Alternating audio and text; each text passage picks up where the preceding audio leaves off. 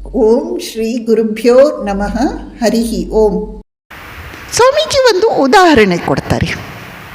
ತಾಯಿ ತಂದೆಯರು ಮಕ್ಕಳಿಗಾಗಿ ಕೆಲಸ ಮಾಡ್ತಾರೆ.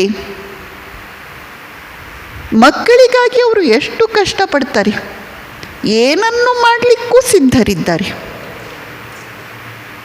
ಆದರೆ ಅವರು ಮಕ್ಕಳಿಂದ ಪ್ರತಿಯಾಗಿ ಏನನ್ನೂ ಅಪೇಕ್ಷೆ ಮಾಡಲ್ಲ, ಏನೋ ಎಕ್ಸ್ಪೆಕ್ಟೇಷನ್ ಇಟ್ಕೊಳ್ಳಲ್ಲ. ಎಕ್ಸ್ಪೆಕ್ಟೇಷನ್ ಇಲ್ಲದೆ ಅವರಿಗಾಗಿ ಎಲ್ಲವನ್ನೂ ಮಾಡ್ತಾರೆ. ನಾಳೆ ಅವ್ರು ನಮ್ಮನ್ನು ನೋಡಿಕೊಳ್ಳಲಿ ಅಂತ ಕೂಡ ಸಾಮಾನ್ಯವಾಗಿ ಇರಲ್ಲ. ಅವರು ಚೆನ್ನಾಗಿದ್ದರೆ ಸಾಕು ಅಂತ ಇರುತ್ತೆ. ಆದ್ದರಿಂದ ನಮಗೆ ಮಕ್ಕಳಿಗಾಗಿ ಏನು ಕಷ್ಟಪಡಲಿಕ್ಕೂ ಶಕ್ತಿ ಬರುತ್ತೆ, ಎಂಥ ದುಃಖ ಎದುರಿಸಲಿಕ್ಕೂ ಶಕ್ತಿ ಬರುತ್ತೆ. ಮತ್ತು ಅದರಿಂದ ನಮಗೆ ಏನೋ ಪ್ರತಿಫಲಾಪೇಕ್ಷೆ ಇಲ್ಲದ್ದರಿಂದ ದುಃಖ ಬರುವುದಿಲ್ಲ. ಹಾಗೆಯೇ ನೀವು ಪ್ರತಿಯೊಬ್ಬರಿಗಾಗಿ ಮಾಡಿ. ಹೇಗೆ ನೀವು ನಿಮ್ಮ ಮಕ್ಕಳಿಗಾಗಿ ಮಾಡಿದ್ರೋ ಹಾಗೆ ಪ್ರತಿಯೊಬ್ಬರಿಗಾಗಿ ಮಾಡಿ. ಹಾಗಂದ್ರೇನೋ ಯಾರು ಸಹಾಯ ಕೇಳಿದ್ರೂ ಸಹಾಯ ಮಾಡೋಣ, ಆದರೆ ಅವ್ರು ಥ್ಯಾಂಕ್ಸ್ ಹೇಳಬೇಕು ಅಂತ ಕಾಯಬಾರ್ದಂತೆ, ಥ್ಯಾಂಕ್ಸ್ ಹೇಳಲಿ ಅಂತ ಅಂದ್ಕೊಳ್ಬಾರ್ದಂತೆ, ಅಥವಾ ಅವ್ರು ಥ್ಯಾಂಕ್ಸ್ ಯಾಕೆ ಹೇಳಲಿಲ್ಲ ಅಂತ ಲೆಕ್ಕ ಮಾಡ್ತಾ ಕೂತ್ಕೊಳ್ಬಾರ್ದಂತೆ. ಸ್ವಾಮೀಜಿ ಎಲ್ಲಿಯವರೆಗೆ ಹೇಳ್ತಾರೆ, ಸಾಯುವ ಗಳಿಗೆಯಲ್ಲೂ ನೀವು ಇನ್ನೊಂದು ಪ್ರಶ್ನೆ ಕೇಳದೆ ಅವರಿಗೆ ಸಹಾಯವನ್ನು ಮಾಡಿ. ಅವರು ಏನು ಅಂದ್ಕೊಳ್ತಾರೆ ಎಂದು ತಲೆ ಕೆಡಿಸಿಕೊಳ್ಳುವುದು ನಿಮ್ಮ ಕೆಲಸ ಅಲ್ಲ. ನಿಮ್ಮ ಕೆಲಸ ಕರ್ಮ ಮಾಡುವುದು ಅಷ್ಟೇ. ಇದು ಪರಿಪೂರ್ಣ ನಿಷ್ಕಾಮ ಕರ್ಮ, ಇದು ಅನಾಸಕ್ತ ಕರ್ಮ.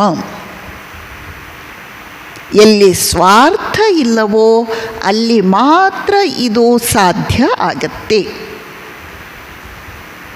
ಇದಕ್ಕೆ ಉದಾಹರಣೆಯಾಗಿ ಸ್ವಾಮೀಜಿ ಮಹಾಭಾರತದಲ್ಲಿ ಬರುವ ಒಂದು ಮುಂಗುಸಿಯ ಕಥೆಯನ್ನು ಹೇಳ್ತಾರೆ. ಆ ಮುಂಗುಸಿಯ ಕಥೆಯನ್ನು ನೀವು ಪುಸ್ತಕ ನೋಡಿ ರೆಫರ್ ಮಾಡಿ.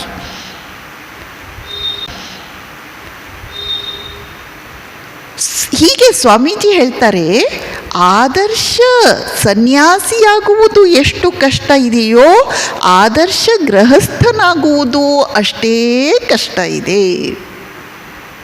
ಆದರ್ಶ ಸನ್ಯಾಸಿ ಅಂದ್ರೇನೋ ಕರ್ಮತ್ಯಾಗದ ಮಾರ್ಗ. ಆದರ್ಶ ಗೃಹಸ್ಥ ಅಂದರೆ ಯಾರು?